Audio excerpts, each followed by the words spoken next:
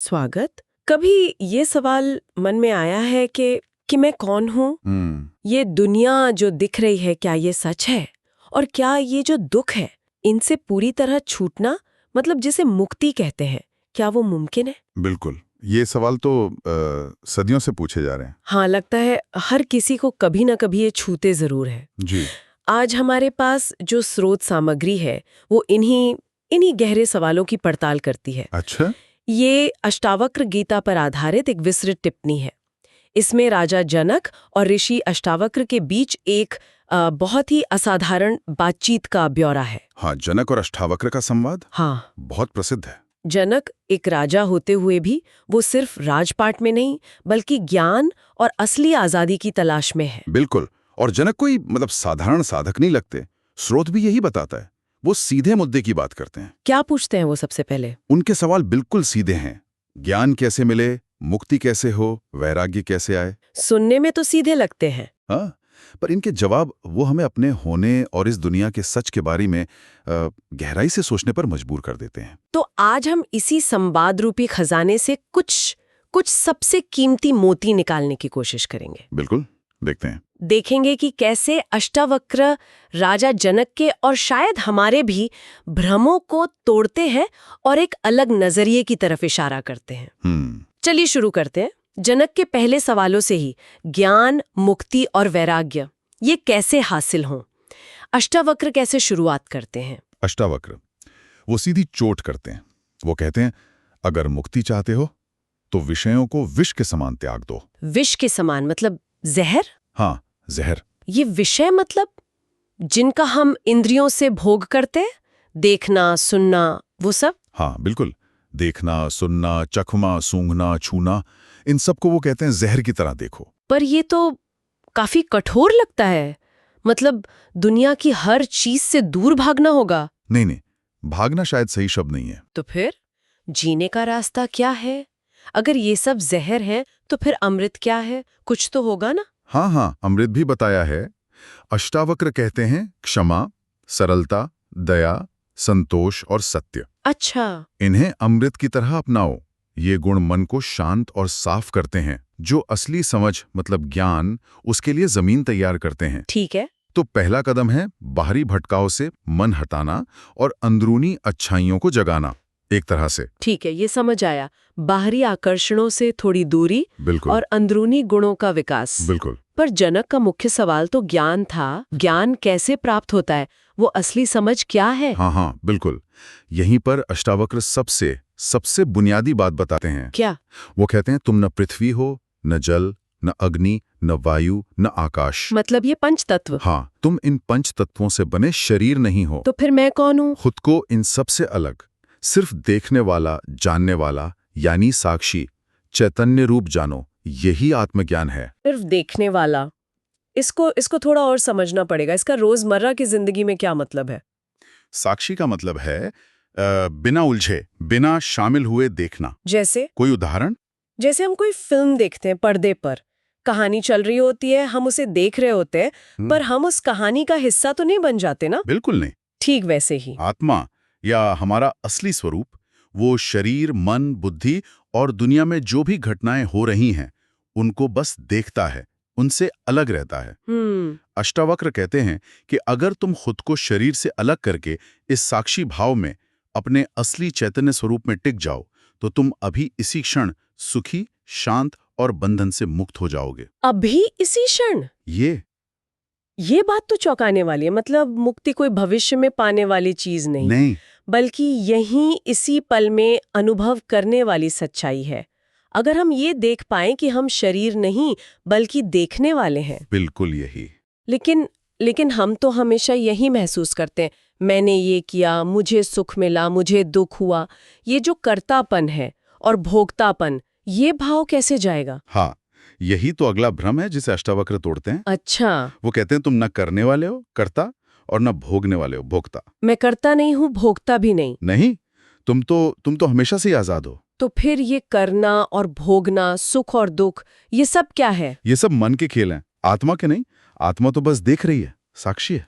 पर ये कैसे हो सकता है? मतलब अगर मैं करता नहीं हूँ तो ये सारे काम कौन कर रहा है? ये जो मैं बोल रही हूँ, आप सुन रहे हैं? अष्टावक्र के अनुसार ये सब प्रकृति और मन के स्तर पे अपने आप हो रहा है। जैसे मौसम बदलते हैं, अच्छा। आत्मा सिर्फ दृष्टा है। वो कहते हैं तुम अकेले ही सबके देखने वाले हो और सदा मुक्त ही हो। तो बंधन क्या है फिर? बंधन बस इतना ही है कि हम देखने वाले को भूलकर खुद को करने वाला मान लेते हैं। ओ। एक बहुत प्रसिद्ध पंक्ति है उनकी, अहम करते त्यहम मानः महाकृष्णा हिदंचितः। इसका क्या मतलब हुआ? मतलब मैं करता हूं ये सोचना, हम्म। ये अहंकार रूपी काले सांप के डसने जैसा है। बाप रे, मैं करने वाला हूँ ये सोचना ही जहर है। हाँ, उनके अनुसार। तो इसका इलाज क्या है? कोई तोड़? इलाज है ठीक इसका उल्टा विश्वास। ना हम करते ते विश्वासामृतम पीत्वा सुखी भवा। अच्छा। यानी मैं करता नहीं हूं, इस विश्वास का अमृत पीकर सुखी हो जाओ। वाह। ये एहसास कि कर्म अपने आप हो रहे हैं और मैं सिर्फ साक्षी हूं, यही मुक्ति देने वाला अमृत है। मैं करता नहीं हूँ ये विश्वास ही अमृत है।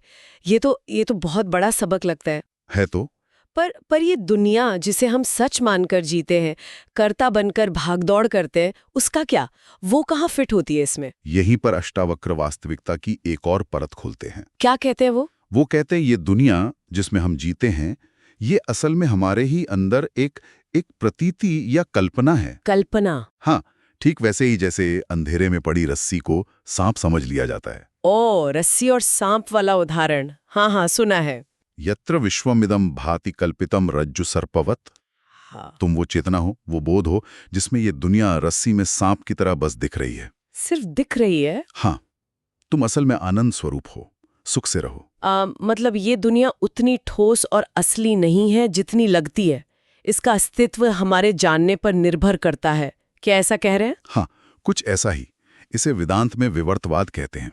मतलब कारण यानी आत्मा या चेतना, वो बदले बिना ही कार्य यानी दुनिया, उसका दिखना। जैसे रस्सी तो रस्सी ही रहती है। बिल्कुल, पर भ्रम से सांप दिखने लगती है। वैसे ही आत्मा या चेतना ही हमें दुनिया के रूप में दिख रही है। जब ज्ञान होता है तो ये भ्रम मिट जाता है कि दुनिया अपने आप में सत्य है। तो क्या होता है? ये पता चल जाता है कि ये आत्मा का ही एक रूप है। जैसे लहरें पानी से अलग नहीं होती। अच्छा, तो दुनिया गायब नहीं होती, बस उसे देखने का नजरिया बदल जाता है। वो ठोस सच्चाई नहीं बल्कि एक प्रतीति या सपना जैसी लगने लगती है। हाँ, बिल्कुल। अच्छा, अगर दुनिया ही एक तरह का भ्रम है, रस्सी में सांप की तरह, तो फिर ये बंधन और मोक्ष की बातें, इनका क्या ये भी? बिल्कुल सही पकड़ा आपने, एकदम।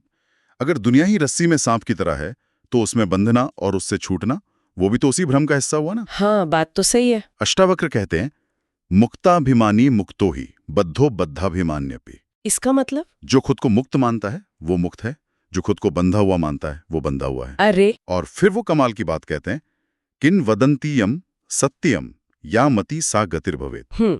या मति सा गतिर्भवेत्। हाँ, ये कहावत सच है कि जैसी मति सोच मान्यता होती है, वैसी ही गति दशा स्थिति होती है। जैसी मति वैसी गति, ये तो जिंदगी के हर पहलू पे लागू होता है। बिल्कुल। मतलब हमारी मान्यताएं ही हमारी हकीकत बना देती हैं।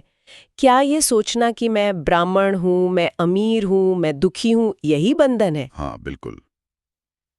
खुद को शरीर, जाति, वर्ण या किसी भी सीमित पहचान से जोड़ना, यही बंधन है। क्यों? क्योंकि फिर हम उसी पहचान के अनुसार कर्म करते हैं और उनके फलों में उलझते जाते हैं। मुक्ति का मतलब है ये जानना कि मैं इन सब पहचानों से परे, शुद्ध, जानने वाला, हमेशा से आजाद तत्व हूं। बंधन और मोक्ष असल में मन की अवस्थाएं हैं। आत्मा में न कभी बंधन था, न है, न होगा। आत्मा तो बस है साक्षी। तो ये जो हम मुक्ति के लिए इतनी साधना करते हैं, कोशिश करते हैं, ध्यान लगाते हैं, उसका क्या उसकी जरूरत नहीं है? यही अष्टावक्र एक और क्रांतिकारी बात कहते हैं। क्या? उस समाधि लगाने या चित्त को रोकने के प्रयास को भी अगर कर्तापन का भाव बना रहे तो उसे भी एक तरह का बंधन मान सकते हैं। सच में? प्रयास को भी। हाँ, वो कहते हैं तुम तो स्वभाव से ही संग्रहित, क्रिया रहित, अपने आप प्रकाशित और निर्दोष हो। तुम्हारा किसी खास अवस्था जैसे समाधि, उसको पाने के लिए प्रयत्न करना ही दिखाता है कि तुम अपने सहज स्वरूप को भूल गए हो। ओह। आत्मा को पाना नहीं है, वो तो हम हैं ही, बस इस बात को पहचानना है। ये तो सचमुच बिल्कुल अलग नजरिया है। मतलब ज्यादा कुछ करना नहीं, बस जो है उसे जानना है। पर ये कैसे होगा? ये जो गहरी मान्यताएं हैं, मैं शरीर हूँ, मैं करता हूँ, दुनिया सच है, इनको कैसे तोड़े? उपाय है अपने असली स्वरूप का विचार करना लगातार। कैसे? बाहरी चीजों और भीतरी भावों जैसे सुख, दुख, राग, द्वेष, इनसे ध्यान हटाकर इस विचार पर टिकना कि मैं देह नहीं, मन नहीं, बल्कि वो अचल, जानने वाली एक अकेली सत्ता हूं जिसमें सब कुछ दिख रहा है। अष्टावक्र कहते हैं, बोधो अहम ज्ञान खड्गेन तन निष्कृत्य सुखी भव। इसका अर्थ? मैं बोध स्वरूप यानी ज्ञान स्वरूप हूं। इस ज्ञान की तलवार से देह के अभिमान रूपी रस्सी को काटकर सुखी हो जाओ। ज्ञान की तलवार। जब राजा जनक ने ये सब सुना तो उन पर क्या असर हुआ? क्या उन्हें ये ज्ञान अनुभव में आया? हाँ, स्रोत बताता है कि जनक को आत्म साक्षात्कार हुआ। वो एकदम आश्चर्य से भर गए। क्या कहा उन्होंने? कहते हैं, अहो, मैं निरंजन, शांत, बोध स्वरूप प्रकृति से परे हूं। इतने समय तक मैं मोह से ही ठगा गया था। उन्हें एकदम से लगा जैसे कोई सपना टूटा हो। वाह! जैसे अचानक ही एहसास हुआ कि वो जो खुद को मान रहे थे वो थे ही नहीं। हाँ, और जो असल में थे उसे देख नहीं पा रहे थे। बिल्कुल। फिर वो कहते हैं, जैसे मैं अकेला इस शरीर को रोशन करता हूं, वैसे ही सारे जगत को। इसलिए या तो ये सारा जगत मेरा ही रूप है या फिर कुछ भी नहीं है। कुछ भी नहीं है। हाँ, क्योंकि ये सब मुझ चेतना में ही दिख रहा है।